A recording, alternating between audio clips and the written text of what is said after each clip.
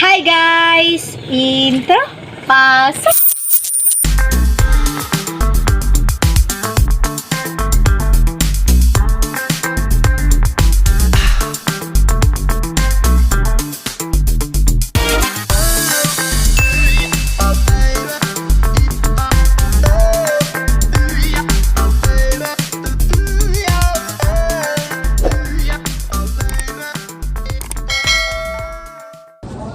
Hello mga ka-sunshine of our minds! Get your minds right, better mental health, Bending minds, a way to find peace, there is hope, and always there for you!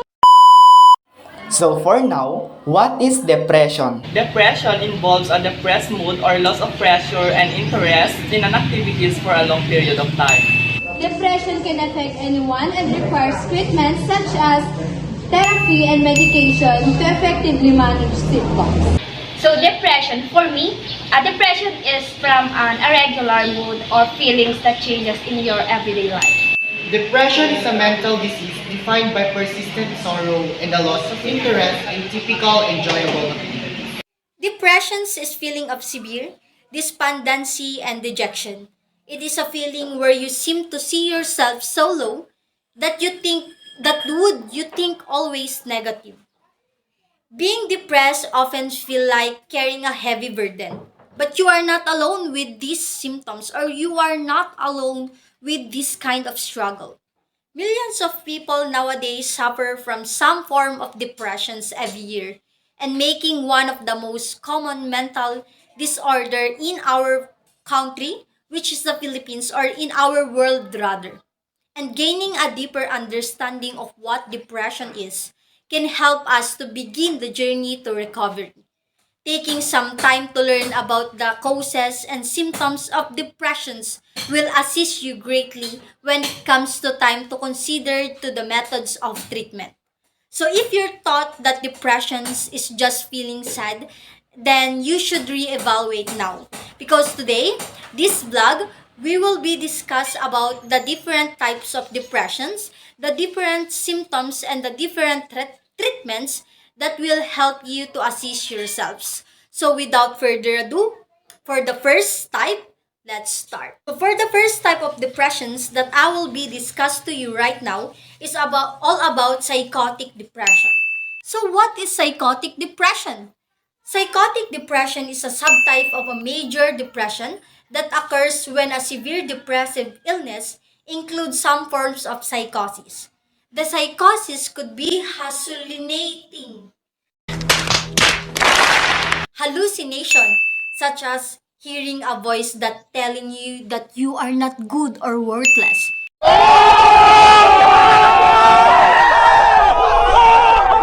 Delusion, such as intense feeling of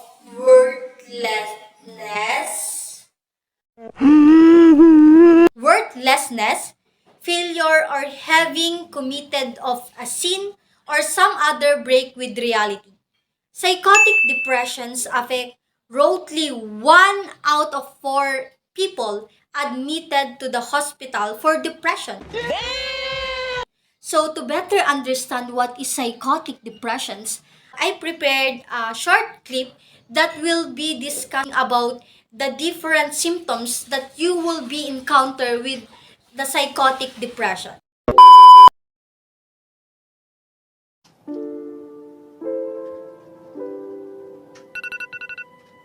In this world, it is hard to live, especially if you have psychotic depression. You'll be experienced or you just feel like someone is whispering to you, saying that you are not important or worthless. Sige, Crystal, magpakamatay ka. Wala kang kwenta. Saktan kwenta, useless ka. Wala kang kwenta. Magpakamatay ka. You will be also encounter different symptoms like delusion, disordered thinking, paranoia, core symptoms of depression. Welcome back mga kasunshine! Ginagawa mo! So if you are experiencing those symptoms that I mentioned while back, please go to a psychiatric doctor because psychotic depression is a serious mood disorder that need hospitalization. And a psychiatric doctor is the one who is the one who treats psychosis, so they can help you in terms of your medications and treatment. So yun lang mga kasunshine. I hope that this video learn a lot. So please stand by and keep watching because we will also discuss the another type of depression. Hello mga sunshine! So it's me, I'm Angelina Foronda. Oh my God!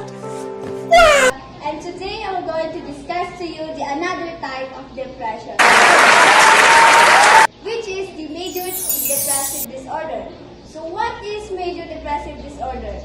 Major depressive disorder, also known as a clinical depression, it is a common and seriously medical illness that could affect your mind, feelings, and the way you act in daily life. So you can experience major depressive in 2 weeks. So this time I will prepare or I will show the different symptoms of major depressive disorder. We watch and we learn it.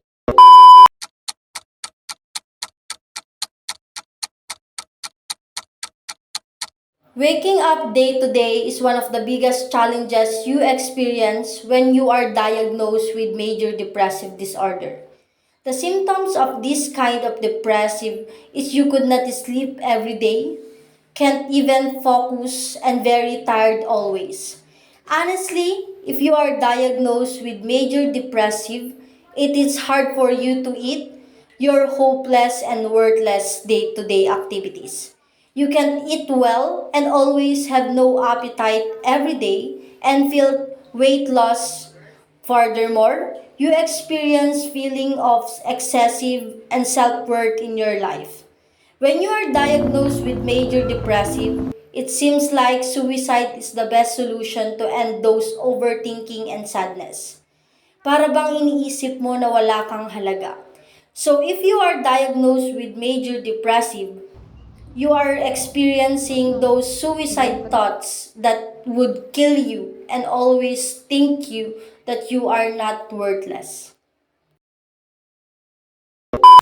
Hello mga ka-sunshine! So ngayon, we will be dealing with another type of depressions. And this is the bipolar. At ano nga ba ang bipolar? Living with bipolar disorder can present various challenges and complexities, but with proper management and support, it is possible to lead a fulfilling life. Bipolar disorder is a mental health condition characterized by extreme shifts in mood, energy levels, and activity levels. These mood shifts are known as episodes and typically include periods of mania or hypomania. Here are the symptoms typically associated with each phase. Elevated mood, feeling overly happy, elated, or euphoric. Racing thoughts, rapid and excessive flow of thoughts, difficulty concentrating and talking rapidly. Decreased need for sleep, feeling rested after only a few hours of sleep or not feeling tired despite lack of sleep. Impulsivity and risk-taking behavior, engaging in an excessive spending. Reckless driving, substance abuse, or engaging in unsafe sexual behavior. Irritability or agitation, feeling easily irritated, agitated, or confrontational.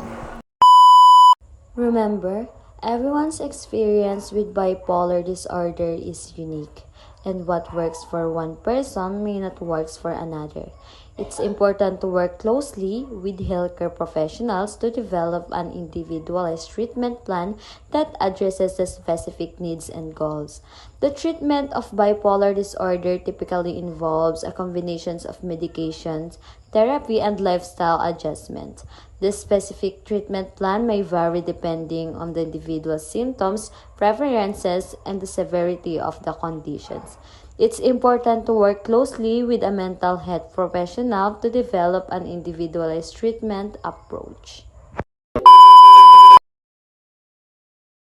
You've never seen me this way. I want to talk about my ongoing battle with chronic depression today. I have been battling persistent depression for a very long time. Dysthymia, another name for persistent depressive disorder. You can become disinterested in your regular daily activities, feel helpless and unproductive, and suffer from poor self-esteem.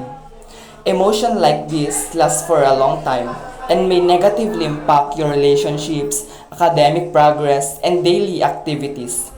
Depression is a serious health issue, not just an endless cycle of sadness.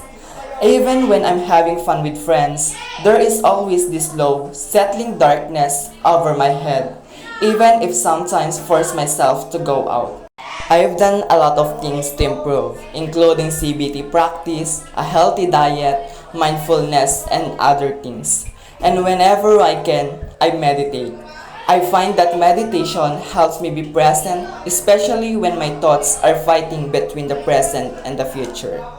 In order to stop feeling anxious, I practice positive affirmation. There are times when I can't function at all and have no energy to step outside the house. That's one of the reasons I have so many plants in my living room.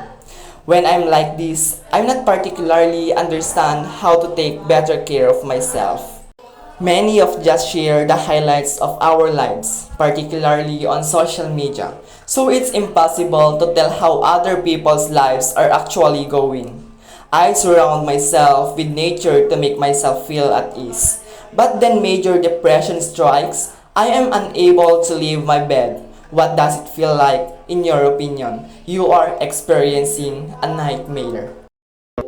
Hello mga ka-sunshine of our mind! So for today's video ay magkakaroon tayo ng isang laro na pinamagatang Pakak or Palpak Challenge. At makakasama natin ang iyong mga ka-sunshine na si Crystal at si Angeline.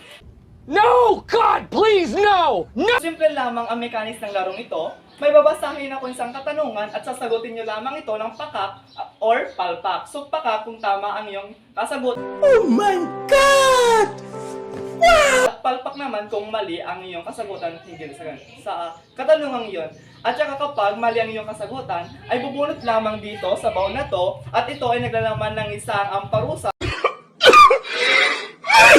Magsisimula na tayo at aking babasahin na ang unang katanungan.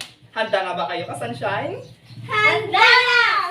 Ayan, sa unang katanungan, depressive disorder is a common yet serious illness that interferes with daily life and causes pain for both the person and those who care about them. Pakak or palpak? Pakak! Palpak! Ayan, ang tamang kasagutan ay pakak! Ayan, dahil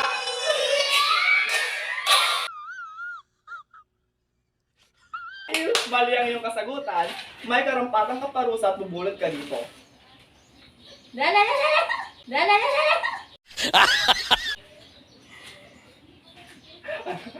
Yan, magic sarap. Ayan, kakain ka na ng magic sarap.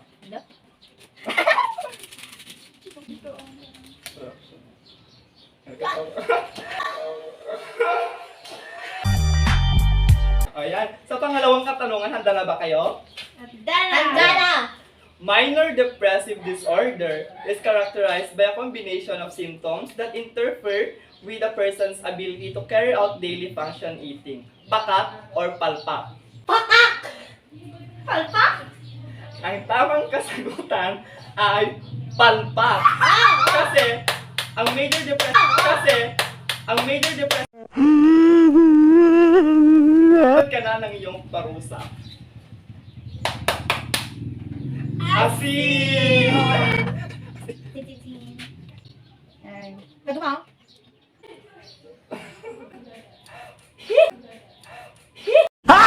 So, pangatlong katanungan.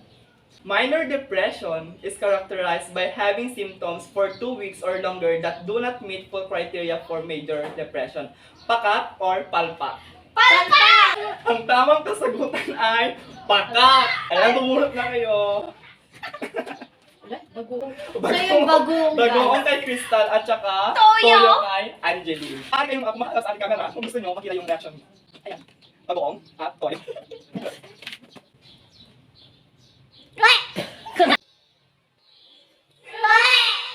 Ginagawa mo!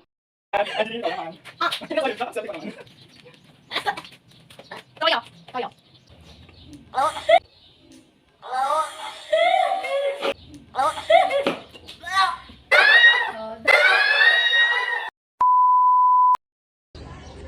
Hi ka-sunshine! sunshine. So ngayon, dito na po nagtatapos ang aming vlog. Huwag kalimutang mag-like Share. Comment and click the notification bell para lagi kayong updated.